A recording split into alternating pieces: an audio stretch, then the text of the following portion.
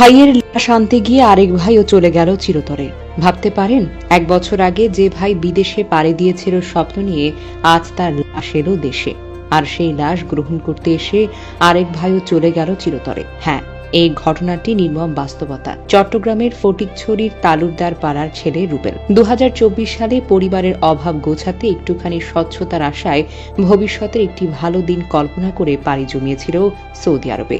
কিন্তু ভাগ্য তার জন্য অপেক্ষায় রেখেছিল এক ভয়ঙ্কর পরিণতি। তীব্র ক্ষুধার্ত অবস্থায় মালিকের অনুমতি না নিয়ে একটি বার্গার খেয়েছিল রুবেল। এই সামান্য কারণে শুরু হয় নির্মম নির্যাতন। প্রচন্ড ধরে গুরুতর আহত হয় সে। চিকিৎসাধীন অবস্থায় 2024 সালের 17 জুলাই মদিনার একটি হাসপাতালে জীবনের শেষ নিঃশ্বাস ত্যাগ করেন রুবেল। এরপর গল্প থেমে গেল না, বরং শুরু হলো এক অনির্বচনীয় ট্র্যাজেডি। ঠিক 1 বছর পর সে ভাইয়ের দেশে ফিরল কাফনে মোড়া হয়ে। একটা কফিন, একটা অন্ধকার বাক্স, যার ভেতরে কোনো স্বপ্ন নেই, নেই কোনো হেসে ওঠা মুখ।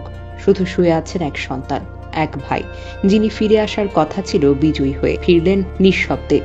নিতে এসেছিল ভাই বাবুল, সাথে ছিলেন মামাতো ভাই ওসমান আর গ্রামের আরেকজন। তারা কেউই জানতেন না যে এই ফিরে আসা যাত্রা হবে তাদের জীবনের শেষ যাত্রা। ঢাকা চট্টগ্রাম মহাসড়কের চৌদ্রগ্রামের কালিকাপুরে রুবেলের বাহী অ্যাম্বুলেন্সকে পেছন থেকে সজোরে ধাক্কা দেয় একটি দ্রুতগামী লরি। মাত্র 1 সেকেন্ডেই ছিন্ন ভিন্ন হয়ে যায় গাড়ির সামনের অংশ। ছিটকে পড়ে বাবুল, রক্তে ভিজে যায় রাস্তা। ঘটনাস্থলে প্রাণ হারান তিনি। ওসমান গনি বাঁচার চেষ্টা করছিলেন, কিন্তু না, তিনিও আর ফিরতে পারেননি। 3টি কফিন, একটি পরিবারের 3টি পুরুষ, এক সন্তান, এক ভাই আর এক ভাগ্নে, সবাই চিরতরে নিঃশব্দ হয়ে গেলেন। একটা কামড় দেওয়া বার্গার দিয়ে যে গল্প শুরু হয়েছিল তা আজ শেষ হলো 3টি কাফনের কাপড়ে। গ্রামে এখন শুধু কান্না, কিন্তু সে কান্নায় কোনো শব্দ নেই। এক মায়ের চোখের জলে এখন আর পানি পড়ে না, শুকিয়ে গেছে সবকিছু। তাকে প্রশ্ন কেউ করে না, কারণ সেই মা শুধু চুপ করে থাকেন, চোখের পাতা ফেলে তাকিয়ে থাকেন দূরে, শূন্যে। হয়তো অপেক্ষা করেন কেউ আবার ফিরে আসবে। বিদেশ মানেই উন্নতি নয়, সৌদি আরব মানেই স্বপ্ন নয়। এই দুনিয়ায় অনেক মানুষ এখনো দিন শেষে মানুষকে মানুষ ভাবতে পারে না।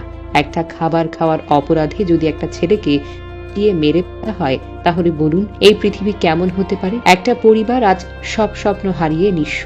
3টি কফিন একসাথে ঢুকছে এক উঠোনে। একটা মা আজ 3 বার সন্তান হারানো গন্ধ শুকছেন।